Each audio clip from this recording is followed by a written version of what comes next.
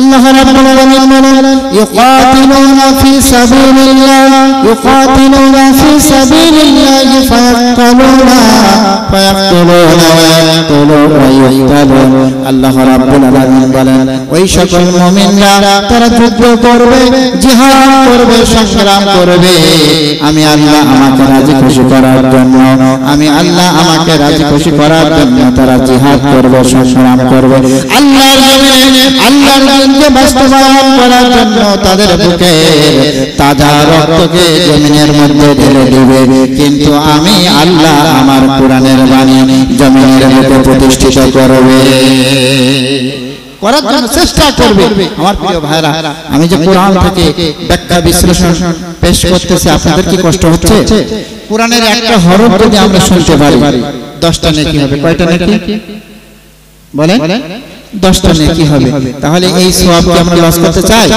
আমি যতটুকু সময় এখানে থাকবো কোরআন আর হাদিস ছাড়া বাইরের একটা কথা বলবো না।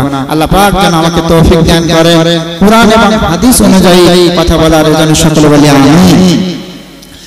আল্লাহ রাব্বুল আলামিন বলেন ওয়াদান আলাইহা হাক্কান ফিত তাওরাতি ওয়াল ইনজিল। আমি আল্লাহ রাব্বুল আলামিন তাওরাত এবং ইনজিলের মধ্যে ওয়াদা প্রদান করেছিলাম এবং সর্বশেষ মানবতার হেদায়েতের গ্রন্থ কুরআনুল কারীমের ভিতরে আমি আল্লাহ তাআলা এই কথাটা আমি মেসেজ আকারে প্রদান করেছি, যাতে মানুষ বুঝতে পারে যে আমার ধর্ম, আমার দ্বীনকে বাস্তবায়ন করার জন্য প্রত্যেক মুমিনের ইরাদা থাকতে হবে, প্রত্যেক মুমিনকে চিন্তা থাকতে হবে। আমার সম্মানিত ভাইরা, যদি আমরা চিন্তা না থাকতে পারি যে আল্লাহর দ্বীন, আল্লাহর ধর্মকে এই জমিনে প্রতিষ্ঠিত না করার চেষ্টা যদি আমরা না করতে পারি, তাহলে আল্লাহ তাআলা কি বলছেন? যদি তোমরা কোন কাফের মুরতাদদের সাথে সম্পর্ক রাখো, যদি তোমরা ইসলাম বিরোধী কোন শক্তির সাথে সম্পর্ক রাখো, তাহলে আমি আল্লাহ তাআলা আমার দরবারে ঈমান আনা তোমাদের হবে না। আর ঈমান আনা যতক্ষণ না হবে তখনও পর্যন্ত তোমরা জান্নাতে প্রবেশ করতে পারবে না। আল্লাহ রাব্বুল আলামিন বলেন ফামান ইয়াকফুর বিত-তাগুতি ওয়া ইউমিন বিল্লাহ ফাকাদ ইসতামসাকা বিল-উরওয়াতিল উসকা লা ইনফিসামা লাহা ওয়াল্লাহু সামিউন আলীম। আল্লাহু আকবার।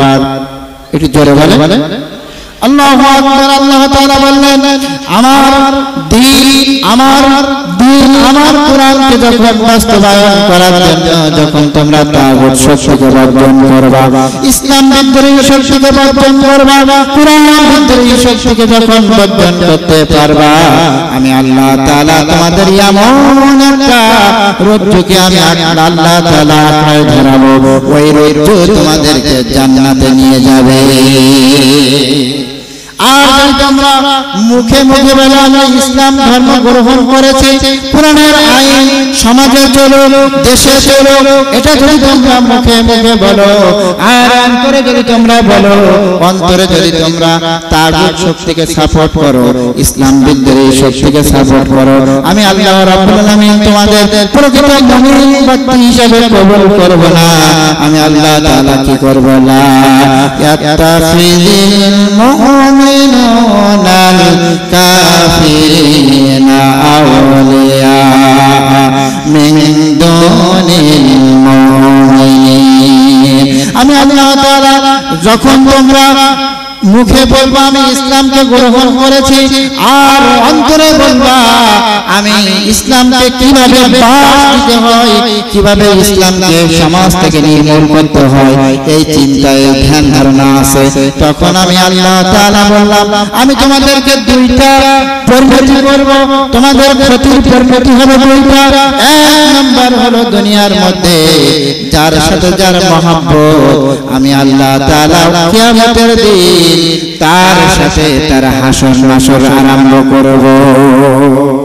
আপনার যদি শয়তানি শক্তির সাথে, তাগুতি শক্তির সাথে, ইসলাম বিদ্রোহী শক্তির সাথে আপনার যদি সম্পর্ক থাকে, তাহলে তার সাথে আপনার কি হবে? হাসর হবে। আমার কথা না, আল্লাহ নবী বলেন মান তাশাব্বা বিকওমিন ফাহুয়া মিনহুম। আল্লাহ নবী মুহাম্মদ রাসূলুল্লাহ সাল্লাল্লাহু আলাইহি ওয়াসাল্লাম বললেন, যার সাথে যার দুনিয়ায় মহব্বত, তার সাথে তার কাল কিয়ামতের কঠিন ময়দানে হাসর নাসর হয়ে যাবে। এবার আপনি চিন্তা করেন, যদি আপনার হাসর নাসর একটা কাফেরের সাথে, একটা ইসলাম বিদ্রোহী শক্তির সাথে হয়ে যায়, আপনি কি জান্নাতে যেতে পারবেন? বলে জান্নাতে যেতে পারবেন না। এজন্য আমার প্রিয় ভাইরা, আল্লাহ রাব্বুল আলামিন বলেন, দুনিয়ার জমিনে চলতে গেলে বাধা আসবে, বিপত্তি আসবে, কিন্তু তোমরা আমার দরবার থেকে হাল ছাড়ো না। আমার জমিনে আমার দ্বীনকে প্রতিষ্ঠা করার জন্য তোমরা চেষ্টা করো। আমার প্রিয় ভাইরা, আর 2 নম্বর ক্ষতির পরিণতি আল্লাহ রাব্বুল আলামিন বলেন, ইয়াউমা ইয়াদউ কুল্লু নাসিন বিইমামিহিম ফামান উতিয়া কিতাবাহু বিয়ামিনি ফাউলাইকা ইয়াকরাউনা কিতাবাহুম ওয়ালা ইউযলামুনা ফাতিলা। জোরে বলেন আল্লাহু আকবার। আপনারা কি ঘটনা পছন্দ করেন? ঘটনা বলবো? তাফসীর করব না ঘটনা বলবো? তাফসীর হচ্ছে তো ঠিক।